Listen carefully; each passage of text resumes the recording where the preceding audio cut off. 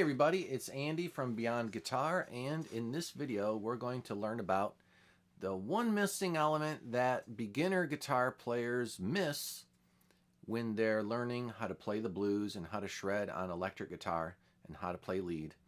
Okay, let's go through it. And I have a tab that I'm going to present on the screen here in a minute, but first I'm going to explain the concept. So, if you're a beginner guitar player, you probably know blues scale number 1.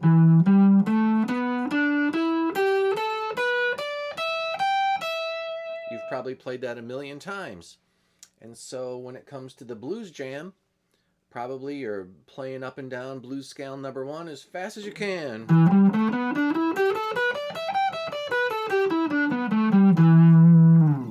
Okay, so what else is there? What else can you do besides just race up and down blues scale 1? Here's the answer. Play all the E's. Okay, let's go ahead and pull up our tabs. And here we go. So this tab you can download from Beyond Guitar. And basically this is all the E's on the guitar playing the blues scale. All right, we're going to use the entire fretboard. We're going to play every E on the entire guitar.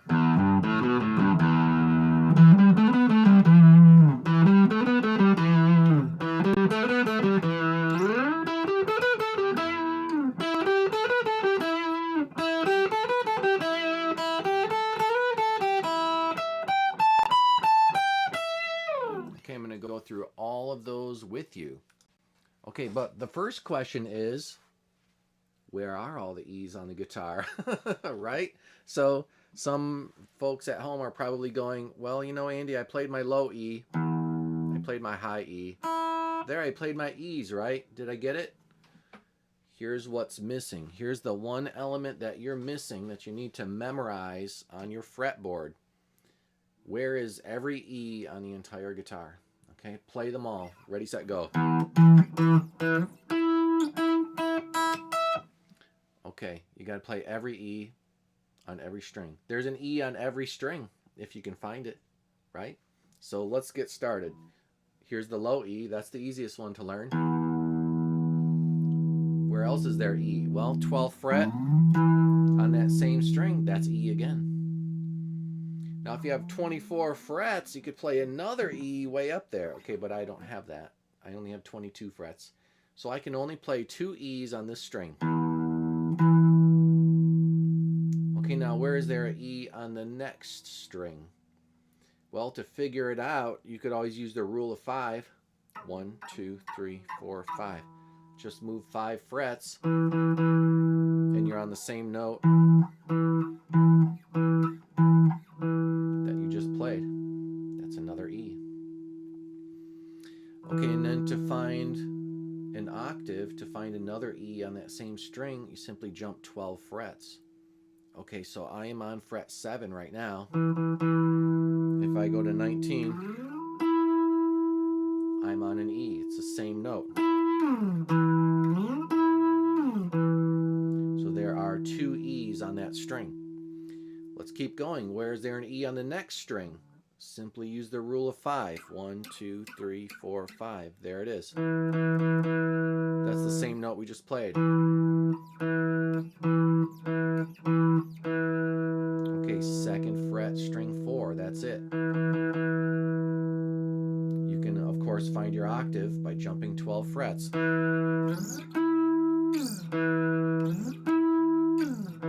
there are 2 E's on that string. Okay, now how do we find an E on the next string? We can't use the rule of 5 because we'll end up way over here off the end of the guitar. And so what we're going to do is we're going to jump up, fret 9, string 3, that's an E. There's our next E. If you have enough frets, you can jump up 12 frets higher and find the next E. Okay, now how about the next string? Now the next string is the B string, and the B string is the headache string, right? The B string is the string that gives everybody a headache because it's different. Why is it different? Well, instead of rule of 5, you got rule of 4. 1, 2, 3, 4. There's our note. Okay, so rule of 4.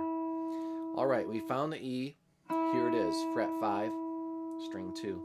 Of course, you can play an octave if you jump 12 frets. Okay, and then we're on the very last string. Well, this is the E string, so that's easy. So 0 is E, 12 is E. Okay, we just played every E on the entire instrument.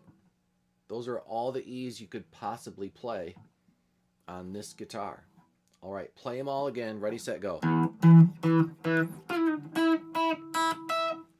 Done. Okay, we're going to play a solo on every single one of those E's. We're going to hit every single one of those E's. Okay, so the first E is 0, low E. There's your first place to take a solo.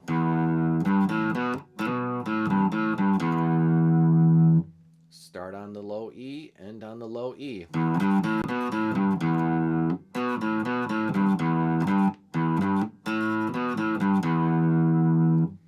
All right, next one goes way up to 12, and it's the same kind of pattern, just higher.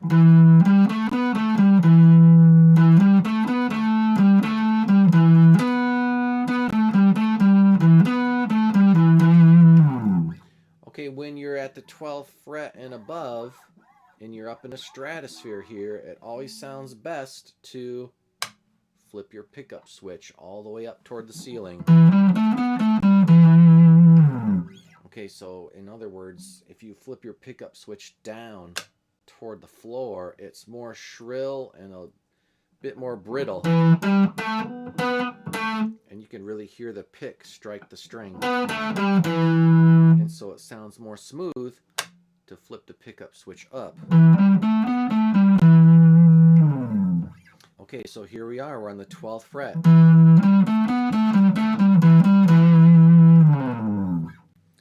All right. Here's another tip. All right, slide into it. Play your solo. Then slide away. Slide into your solo, slide away from your solo.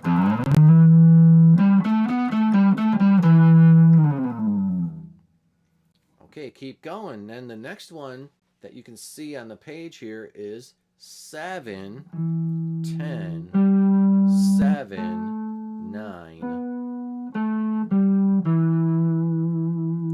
That 7 is an E. That's our root note.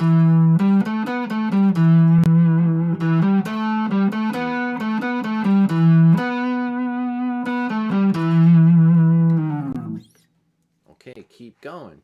Where's the next one? The next one is fret number 2, string number 4. There it is.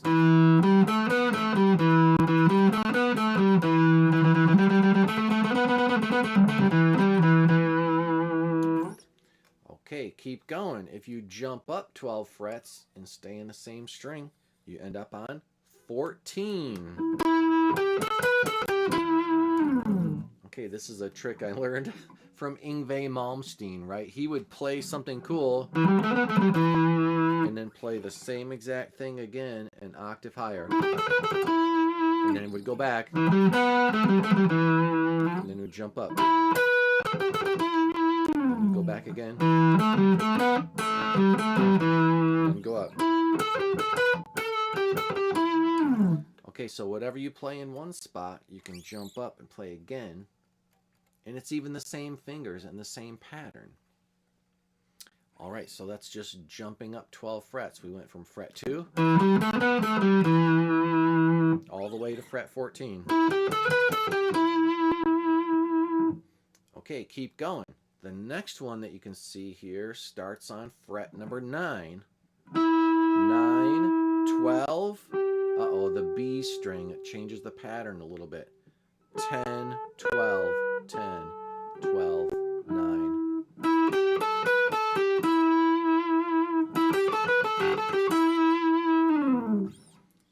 All right, keep going. Next one.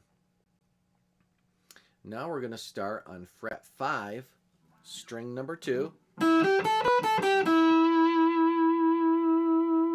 Okay, does that sound any different compared to the one that we had just played on 9?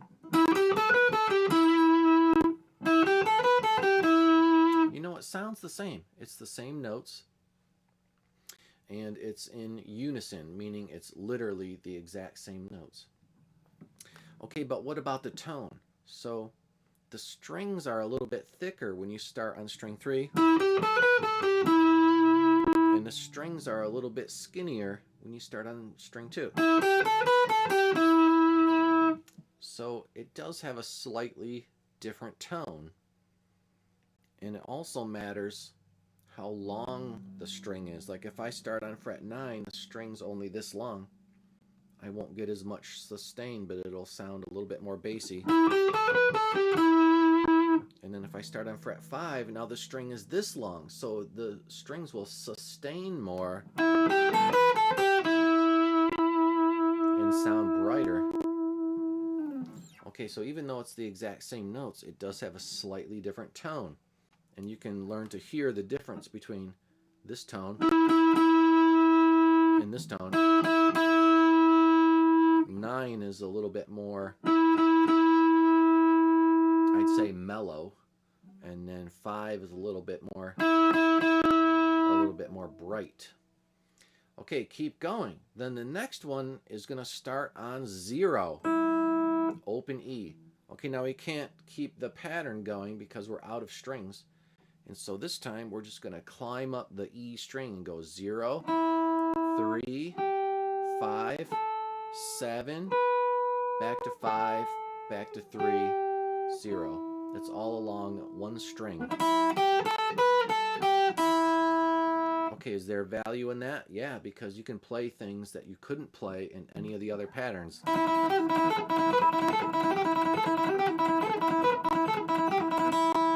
Okay, so you can make up stuff that's different than all the others. You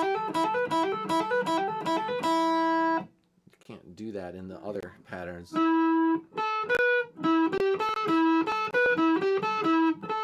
It's just not as easy. So there's certain things that, when played on one string, just sound very, very lyrical. Like I could play along one string and just play one finger.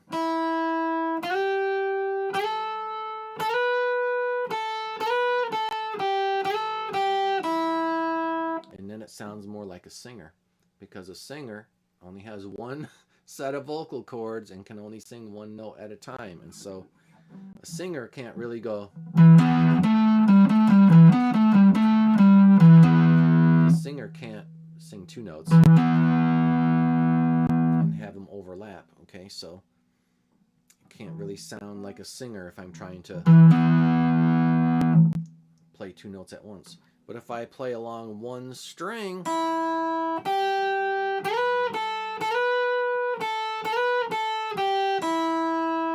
that's when you come up with something that you could repeat with your voice. All right, so playing along one string has a lot of value to practice.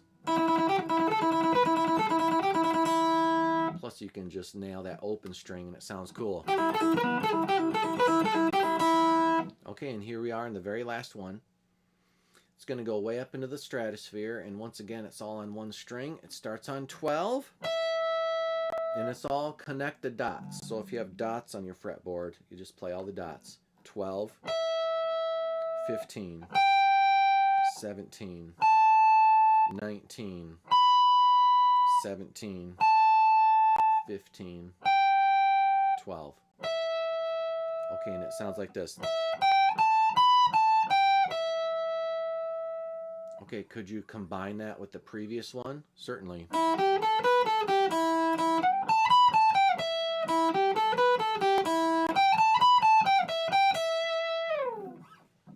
Okay, of course, since you have 2 E strings, you know, I guess you could have played it on the low string too.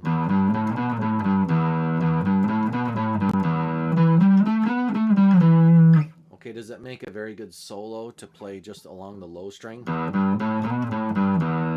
Well, you wouldn't want to spend your whole time on the 6th string during your solo, because you want to cut through the band, and so by playing such low notes, you're sharing the same frequency range as the other instruments in the band.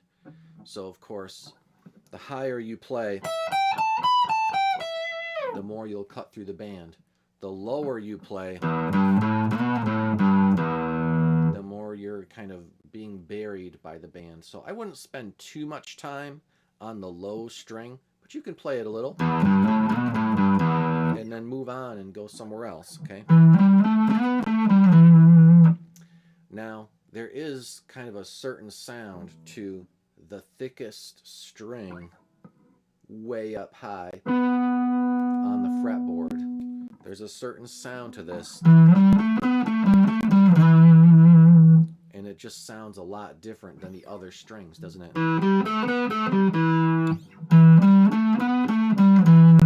Okay, and so when you want to sound really bassy and get that really low frequency to ring out and sound through your amp, you play in the stratosphere on the low string. Otherwise, you're over here.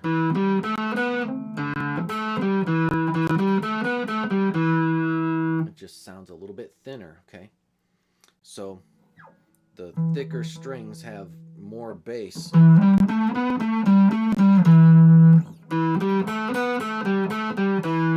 are less twangy. Okay, so there's a difference in the tone there. All right, let's just go back to the very top and play the whole thing. Start over. Here we go. The first one is this. Jump to 12. Now we're going to go to 7. Okay, keep going. The next one, start on fret 2. Jump to 14. Now we're moving to fret 9. Scroll again. And now we're on fret number 5. And now we're on fret 0. Final one, number 12. And that's it. Okay, so how does it sound in the context of a real song? So let's just go ahead and pull up our practice track. Okay, so here's a practice track. It's in the key of E minor. So you can practice each one. Okay, so the first one was...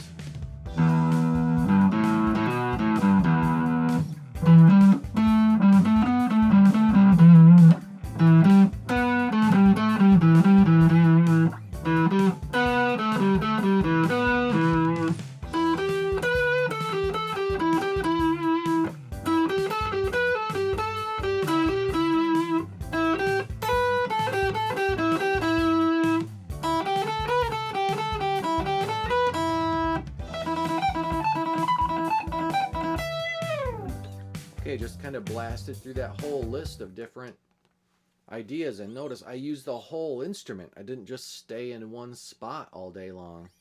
All right, I was here, over here, play over here, do this one, jump way over here, play in this area, over here, high string, way up.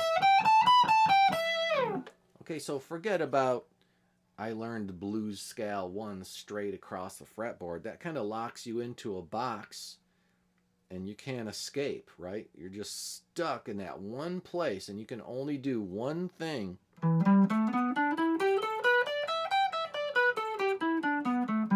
Okay, boring. It's just so predictable, right? So why not play a little bit of something here? And then jump to a new spot, play something else. Jump to a new location, do some high notes. Go way over here, play something in this spot. jump to somewhere else. Come up with a different idea. Where else can I go? Low string. Jump up. Okay, now we're going all over the place, from low to high, in the middle. We're playing every string. We're doing all the frets. We're exploring the entire instrument. We're not just staying in one spot. All right, and so in order to master this concept, you got to know all the E's on the fretboard. If you know every single letter E, you'll know where to start. All right, so be able to go, this is E, here's an E, this is an E, this is E, here's an E, that's an E, here's E, E string, high E. Try to learn all the E's by memory, okay? Here's a good exercise. Play that 100 times as fast as you can. Ready, set, go. 1, 2, 3, 4.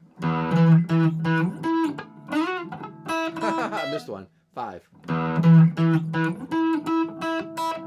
Hey, and if you make a mistake, just laugh and then play it again. Just keep going. All right, so don't be too hard on yourself. If it's too difficult, play more slow. If it's too easy, play more fast. All right, so there's your tab. I'll put the link below. It's on beyondguitar.com, and you can just download this thing and practice it more if you want to. It's a PDF. All right, it's called All the E's in the Minor Pentatonic. All right, I hope you thought that that was valuable to practice all the E's. So let's close out our session today with just a little bit more playing. Okay, so here's the first one.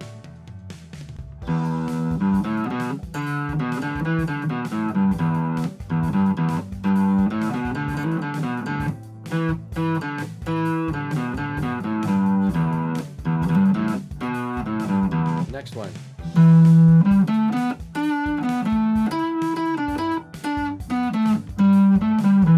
Moving on.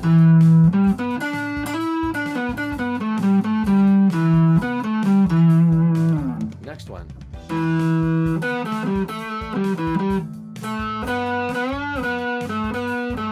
Jumping up.